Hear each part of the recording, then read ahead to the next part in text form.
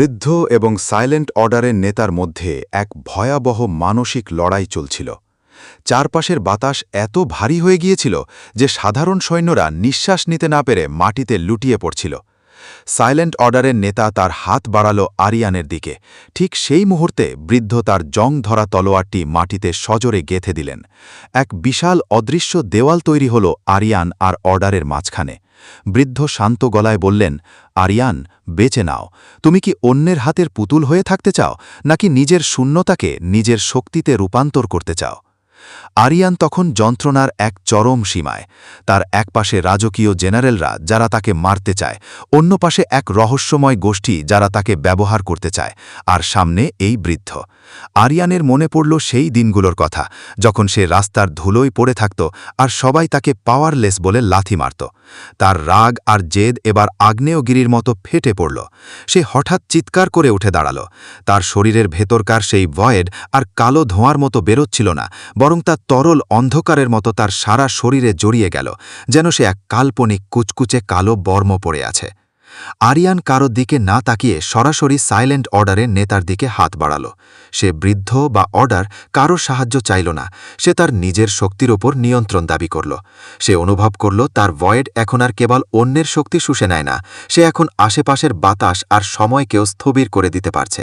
আরিয়ানের এক পায়ের চাপে স্টেডিয়ামের কংক্রিট কয়েক ফুট দেবে গেল।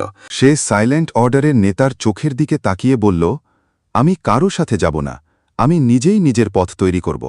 আর যদি তোমরা আমাকে বাধা দাও, তবে তোমাদের ওই অর্ডার আমি এই শূন্যতায় বিলীন করে দেব। আরিয়ানের এই অভাবনীয় সাহস দেখে সাইলেন্ট অর্ডারের নেতা প্রথমবার একটু বিচলিত হল। সে বুঝতে পারল আরিয়ান কেবল ভয়েডের ধারক নয়, সে ভয়েডের মালিক হয়ে উঠছে। লোকটি এক ধাপ পিছিয়ে গেল এবং তার সঙ্গীদের ইশারা করল।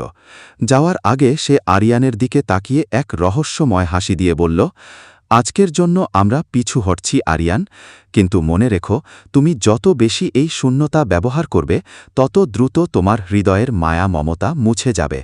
একদিন তুমি নিজেই হবে পৃথিবীর সবচেয়ে বড় অন্ধকার। কথাটি শেষ হতেই তারা কালো ধোঁয়ার মতো মিলিয়ে গেল। কুয়াশা কাটতেই দেখা গেল রাজা আর তার জেনারেলরা এখনও থমথমে হয়ে দাঁড়িয়ে আছে। রাজা ভাবলেন আরিয়ান হয়তো ক্লান্ত, তাই তিনি শেষবারের মতো আদেশ দিলেন, এখনই সুযোগ, ওকে শেষ করো। জেনারেলরা যখন একসাথে ঝাঁপিয়ে পড়তে চাইল, আরিয়ান কেবল তার হাতের একটা আঙুল তুড়ি বাজাল। সাথে সাথে এক বিশাল বিস্ফোরণ ছাড়াই 5 জেনারেলের পায়ের তলার মাটি অদৃশ্য হয়ে গেল এবং তারা গভীর এক গর্তে পড়ে গেল। আরিয়ান রাজার দিকে এক পলক তাকাল। সেই দৃষ্টিতে কোনো রাগ ছিল না, ছিল কেবল এক অসীম অবজ্ঞা। সে ধীর পায়ে স্টেডিয়ামের বাইরে চলে গেল।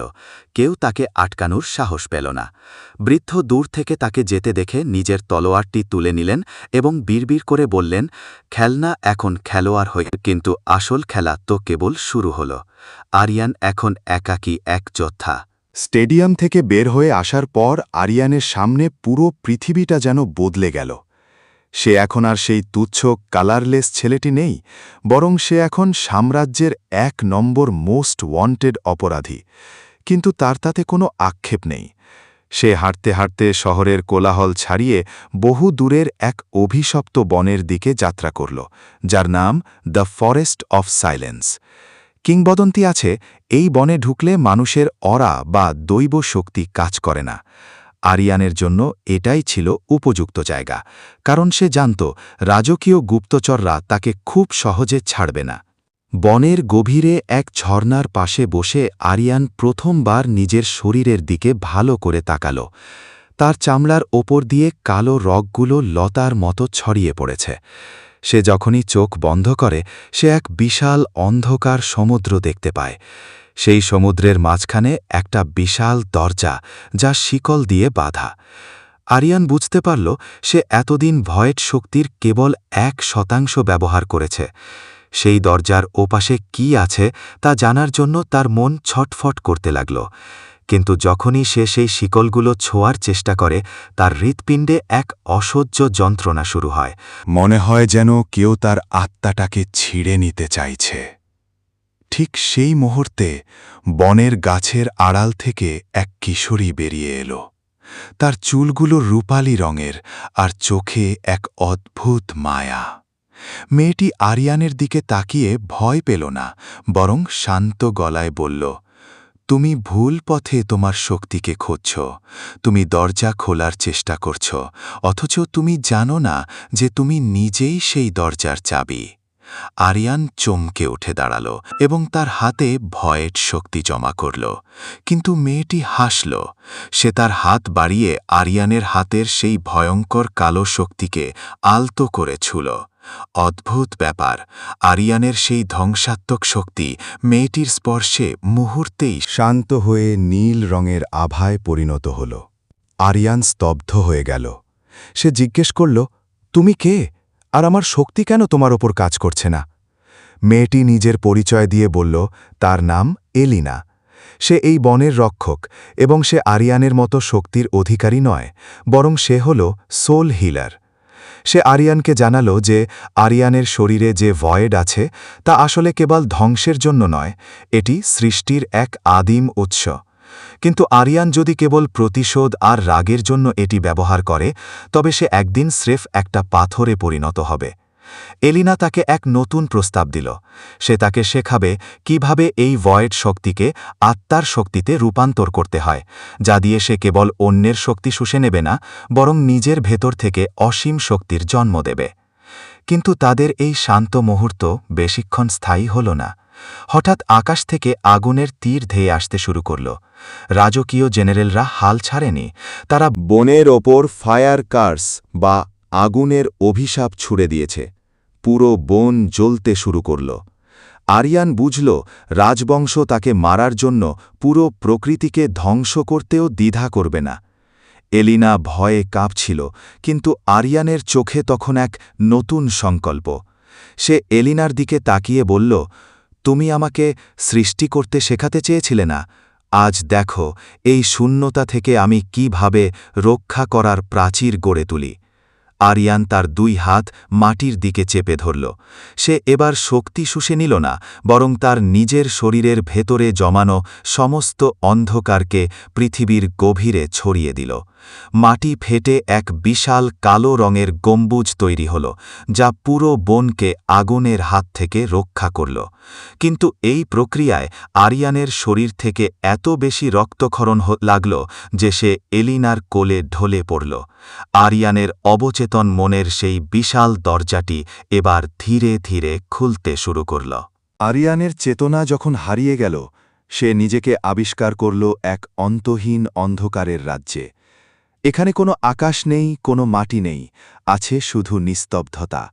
তার সামনে সেই বিশাল দরজাটি এখন অর্ধেক খোলা। দরজার ওপার থেকে এক অদ্ভুত শীতল আলো বেরিয়ে আসছে। আরিয়ান যখন সেই দরজার দিকে পা বাড়াল, হঠাৎ এক গম্ভীর কণ্ঠস্বর প্রতিধ্বনিত হল, যা তার শরীরের প্রতিটি কোষে কাঁপন ধরিয়ে দিল। অবশেষে তুমি এখানে পৌঁছেছ। ধোঁয়াটে অন্ধকারের মাঝখান থেকে এক দীর্ঘকায় অবয়ব ফুটে উঠল। তার পরনে প্রাচীন যোদ্ধাদের বর্ম, আর তার পিঠ থেকে কালো ডানার মতো দুটি বিশাল ছায়া বেরিয়ে আছে। লোকটির চেহারা হুবহু আরিয়ানের মতো, শুধু তার চোখে কয়েক হাজার বছরের পুরনো ক্লান্তি। আরিয়ান থমকে দাঁড়িয়ে জিজ্ঞেস করল, তুমি কে, আর আমার রক্ত বলছ কেন? লোকটি মৃদু হেসে উত্তর দিল, আমি এই ভয়েডের প্রথম ধারক এবং তোমার পূর্বপুরুষ। কয়েক হাজার বছর আগে যখন মানুষ শক্তির লোভে অন্ধ হয়ে একে অপরকে শেষ করছিল, তখন আমি এই শূন্যতা দিয়ে পৃথিবীকে শান্ত করতে চেয়েছিলাম। কিন্তু মানুষ যাকে বুঝতে পারে না, তাকেই শয়তান মনে করে। আরিয়ান জানতে পারল এক ভয়ঙ্কর সত্য। তার বংশ কোনো সাধারণ বংশ নয়, তারা ছিল দ্য গার্ডিয়ানস অফ ব্যালেন্স। তাদের কাজ ছিল পৃথিবীতে শক্তির ভারসাম্য বজায় রাখা। যখনই কেউ অতি শক্তিশালী হয়ে অত্যাচারের সীমা ছাড়িয়ে যেত, তখনই এই বংশের কেউ জন্ম নিত সেই শক্তিকে শুষে নিয়ে শূন্য করে দেওয়ার জন্য। আরিয়ানের বাবা মা কোনো সাধারণ মানুষ ছিলেন না। তারা এই রাজবংশের হাতেই প্রাণ হারিয়েছেন, যাতে আরিয়ানের এই শক্তি কখনো পৃথিবীর আলো না দেখে। লোকটি আরিয়ানের বুকে হাত রেখে বলল, তোমার ভেতরে যে ভয়েড আছে তা কোনো অভিশাপ নয়, এটা হলো কসমিক জাস্টিস। কিন্তু এই শক্তি পূর্ণতা পাবে তখনই যখন তুমি তোমার হৃদয়ের ভয়কে জয় করতে পারবে। হঠাৎ আরিয়ানের চেতনার জগৎ কেঁপে উঠল। বাস্তব জগতে এলিনা চিৎকার করে তাকে ডাকছে। রাজকীয় জেনারেলরা বনের সেই কালো গম্বুজ ভাঙার জন্য তাদের সর্বশ্রেষ্ঠ অস্ত্র গড কিলার অ্যারো ব্যবহার করেছে। আরিয়ান অনুভব করল তার বাস্তব শরীরটা যন্ত্রণায় ছিঁড়ে যাচ্ছে। তার পূর্বপুরুষ তার দিকে তাকিয়ে বললেন, সময় এসেছে আরিয়ান, হয় তুমি এই শূন্যতায় ডুবে মরবে, না হলে এই শূন্যতাকে নিজের অস্তিত্ব বানিয়ে জেগে উঠবে। বলো, তুমি কি নিজের পরিচয় মেনে নিতে প্রস্তুত? আরিয়ান তার চোখ বন্ধ করল। সে তার অপমানিত শৈশব, তার বাবা মায়ের অকাল মৃত্যু আর এই স্বার্থপর সমাজের কথা ভাবল। তার মনে আর কোনো ভয় থাকল না, থাকল শুধু এক অদম্য সংকল্প। সে দরজার শিকলগুলো নিজের হাতে টেনে ছিঁড়ে ফেলল। মুহূর্তের মধ্যে সেই বিশাল দরজাটি পুরো খুলে গেল এবং এক প্রচণ্ড অন্ধকার বিস্ফোরণ ঘটল। বাস্তব জগতে জেনারেলরা যখন ভেবেছিল আরিয়ান শেষ, ঠিক তখনই সেই কালো গম্বুজটি ভেঙে চুরমার হয়ে গেল। কিন্তু কোনো ধ্বংসাবশেষ উড়ে এলো না, বরং সেই গম্বুজ থেকে এক নতুন সত্তা বেরিয়ে এলো। আরিয়ানের চুল এখন সম্পূর্ণ সাদা হয়ে গেছে, তার শরীরের চারপাশে কালো রঙের এক জ্যান্ত আভা বইছে, যা দেখতে অনেকটা মহাকাশের নীহারিকার মতো। তার এক নজরেই রাজকীয় সৈন্যরা পাথর হয়ে গেল। আরিয়ান এখন আর শুষে নেওয়ার জন্য অপেক্ষা করছে না। সে এখন নিজের ইচ্ছামতো শূন্যতা তৈরি করতে পারে। সে এলিনার দিকে তাকিয়ে শান্ত গলায় বলল, ভয় পেও না, আমি এখন আর শুধু আরিয়ান নই, আমি এই পৃথিবীর শেষ বিচারক। আকাশের মেঘ সরে গিয়ে এক বিশাল কালো সূর্য দেখা দিল, যা কেবল আরিয়ানের উপস্থিতিতেই সম্ভব। বহু দূরে রাজপ্রাসাদে বসে রাজা ভয়ে সিংহাসন থেকে পড়ে গেলেন। তিনি বুঝতে পারলেন, তিনি যাকে মারতে চেয়েছিলেন তাকে তিনি আসলে অপরাজেয় করে তুলেছেন।